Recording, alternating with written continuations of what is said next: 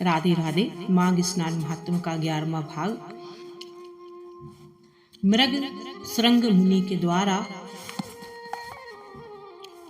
हाथी का उद्धार तथा मरी हुई कन्याओं का जीवित होना। वशिष्ठ जी ने सुनाया कि राजन, भोजपुर में उच्चथ्य नामक एक श्रेष्ठ मुनि थे। उनके कमल के समान नेत्र वाली एक कन्या थी जिसका नाम सुव्रता था। वह माघ मास में प्रतिदिन सवेरे उठकर अपनी कुमारी सखियों के साथ कावेरी नदी के पश्चिमगामी प्रवाह में स्नान किया करती थी।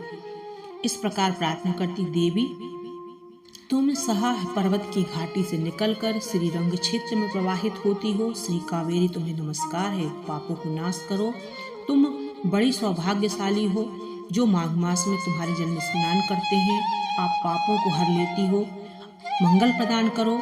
मुझे पति, धन, संपूर्ण मनोरथ और पतिव्रत पालन की शक्ति दो।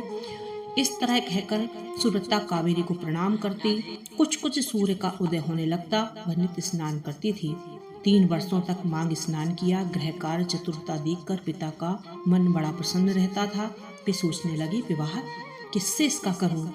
तभी कुश मुनि ने अपने पुत्र ब्रह्मचारी वत्स का विवाह करने के लिए उच्चथ्य की सुमुखी कन्या का वरण करने का विचार किया। सुव्रता बड़ी सुंदर थी, उसके बहुत लक्षण थे, वह निरोग थी और उस समय उसकी तुलना कहीं नहीं थी।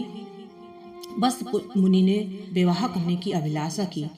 3 सखियों के साथ माघ स्नान के लिए वह अरुणोदय के समय कावेरी के तट पर आई। एक भयानक जंगली हाथी पानी से निकला। उसे देखकर सुव्रता कन्याएं भय से व्याकुल होकर भागी।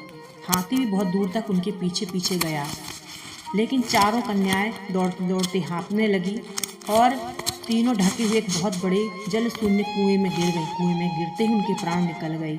जब वे घर लौट कर नहीं आई तब वन में खोज कर उनके माता पिता ने झाड़ी झाड़ी छान डाली। आगे जाने पर उन्हें गहरा कुआं दिखाई दिया जो तिनकों से ढका होने के कारण प्राय दृष्टि में नहीं आता था। उन्होंने देखा कि उनकी कमल लोचनाएं कन्या कुएं के भीतर निर्जीव होकर पड़ी हैं। उनकी माताएं कन्याओं के पास चली गई और उन्हें छाती से लगाकर बिमले कमले सुव्रते सुर से नाम लेकर विलाप करने लगी। उनके जोर जोर से क्रंदन कर रही थी। तभी श्रीमान मृग श्रृंग मुनि वहां आ पहुंचे और उन्होंने एक उपाय सोचा। इन कमल नयनी कन्याओं को जीवित न कर दूं तब तक इसके सुंदर शरीर की रक्षा करें। यूं कहकर मुनि परम पावन कावेरी के तट पर गए और कंठ भर पानी में खड़े हो मुख एवं भुजा को ऊपर उठाए सूर्यदेव की ओर देखते हुए मृत्यु देवता की स्तुति करने लगे। इसी समय वहां हाथी पानी के भीतर से उठा। उन ब्राह्मण मुनि को मारने के लिए सूंड उठाए बड़े वेग से समीप आया। हाथी का क्रोध देखकर मृग श्रृंग जल से विचलित नहीं हुए, अपितु चित्र लिखित वे चुपचाप खड़ी रही। पास आने पर उस गजराज का क्रोध चला गया। वह बिल्कुल शांत हो गया। वह 8 दिनों तक माघ स्नान का पुण्य तुम्हें दे दिया कहकर उन्होंने शीघ्र ही वजल हाथी के मस्तक पर छोड़ दिया। गजराज पाप रहित हो गया और उसने मेघ के समान बड़ी जोर से गर्जना की। इस गर्जना से मुनि के मन में बड़ी प्रसन्नता हुई।